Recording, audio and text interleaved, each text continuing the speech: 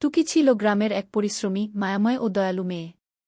সে তার স্বামী সম্রাট সঙ্গে ছোট্ট এক গ্রামে বসবাস করত। তারা ছিল একেবারেই সাধারণ মানুষ, তবে তাদের জীবন ছিল ভালোবাসায় ভরপুর। টুকি তখন গর্ভবতী ছিল, কিন্তু তার জীবনে কোনো ক্লান্তি ছিল না। প্রতিদিন ভোরে সূর্য ওঠার আগেই সে ঘুম থেকে উঠে যেত। তারপর নিজের বাগানে পানি দিত, গাছপালায় সার দিত।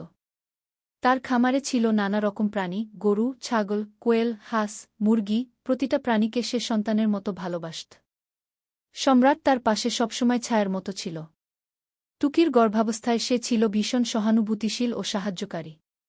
তারা একসাথে ভবিষ্যতের স্বপ্ন বুনত, যেখানে তাদের সন্তান এই প্রকৃতির মাঝে বড় হবে, ভালোবাসা আর মানবিকতা শিখে মানুষ হবে। অবশেষে এক রাত্রে, যখন আকাশে পূর্ণিমার আলো ঝলমল করছিল, টুকির প্রসব বেদনা শুরু হল। গ্রাম্য দায়ের সহায়তায় ভোরের ঠিক আগে একটি ফুটফুটে কন্যা সন্তানের জন্ম হল। তারা সন্তানের নাম রাখল আয়না।